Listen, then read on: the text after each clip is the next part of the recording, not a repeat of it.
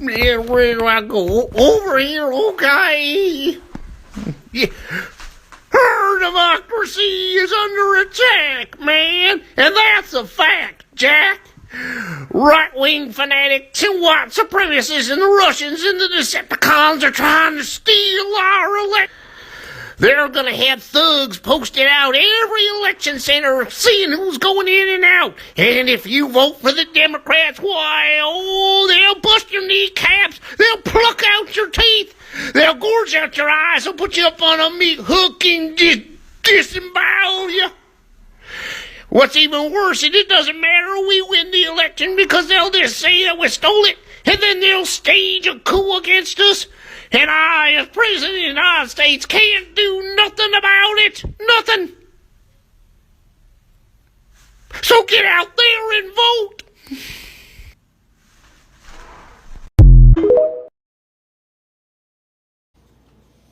Okay, so I got out and voted today. For those of you who are curious, I voted for the Democrats for everything. And now that I voted, I get a say. According to our society, if you didn't vote, you're supposed to shut up. Well, I voted, so I'm going to open my mouth. One of the things that I'd like to talk about is, can we end this idea that when people say they don't think voting makes a difference, it has something to do with numbers? Like they don't understand the concept that one vote can forever change history. No, they understand numbers. They know that 2 is greater than 1, 3 is greater than 2, 4 is greater than 3, and so on. When they say voting doesn't matter, it has to do with their thoughts on the politicians, the parties, the system. They think that they're corrupt, incompetent, that there isn't going to be any fundamental change if you vote for this guy or this gal. So why bother?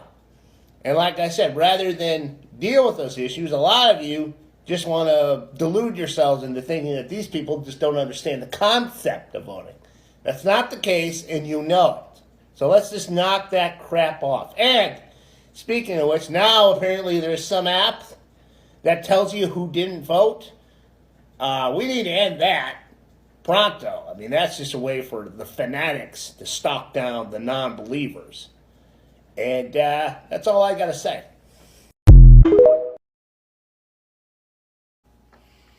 Okay, so like a lot of you, I'll be watching the election results tonight. And I'll be playing a little election night bingo. I got some cards here. I've got one for the Senate.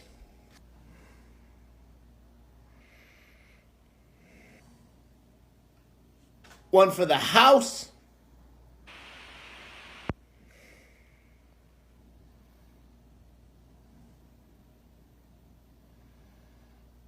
And one for the state governor races.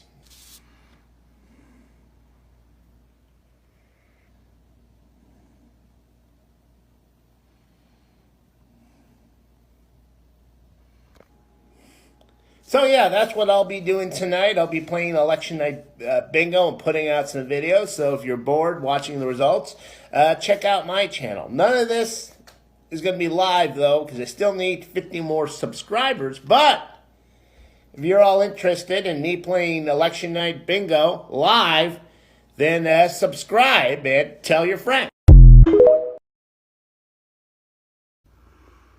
All right, so as promised, we are doing election night bingo. I've got one sheet for House races, Senate races, and governor races. The way I'm going to be doing things is when I get something right, I'm going to fill it in with this blue marker. When I get it wrong, I'm going to make an X with this pinkish one. I couldn't find a red marker, so that's just going to have to do. All right, and you can just keep up with me all night long. I'll be posting videos until about midnight.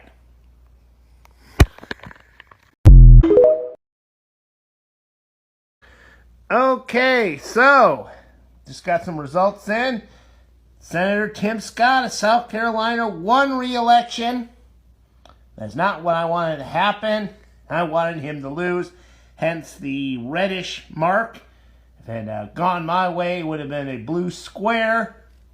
But it's a red mark, and I'm kind of rethinking how I should play this game because it seems like I just killed off 2 ways in which I could have gotten the bingo with just 1 race. But, you know. All right, I'm not out yet because I still got 10 other ways I could win on that sheet, and I got 2 other sheets, so that's 12 ways I could win there. So, you know, fingers crossed, we start, filling in some blue tonight. The Democrats start winning some stuff. That's what I'm hoping for. I mean, not like I'm super excited for the Dems to win. It's just, 1, I don't want the Republicans taking over, and 2, I don't want to hear them bitch and moan and whine like they did in 2016 when they lost. The Democrats. Because if they lose tonight, they'll be bitching and moaning about all the people who didn't vote for them or didn't vote and wah. It's like, oh no, our democracy's been destroyed. You didn't do anything to save it in the last 2 fucking years.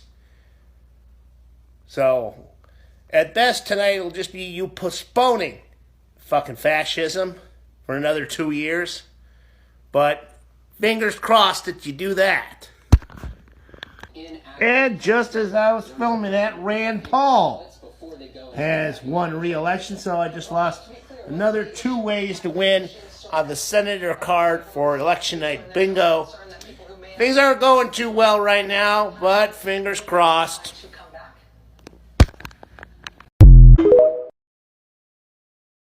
Project a winner here at NBC News in the Florida Senate race. Marco Rubio will go to the Senate for a 3rd term. Fuck. We've got a projection in the Alabama Senate race. Katie Britt, former chief of staff. To the Double fuck. Will, Connecticut, Illinois. The Senate race there is too early to call. Let's go to Maryland. There's a Senate race there. It is too early. The incumbent leading at this hour in Missouri. Same situation. Too early to call the hour. And in Oklahoma, James Lankford will return to the United Triple States fuck. race. And in the other Oklahoma race, Mark Wayne Mullen, the projected winner over the Democrat. Quadruple fuck. This is one that may keep us here a while, even weeks. Too early to call that Senate showdown between. Into the governor's races at this hour. For crying out loud. DeSantis cruises to victory over Charlie Crist by double digits in the state of Florida. The Pennsylvania governor's race, John. Alabama governor's. How? Neither one of them has a goddamn thing. That was a fucking massacre. Fuck.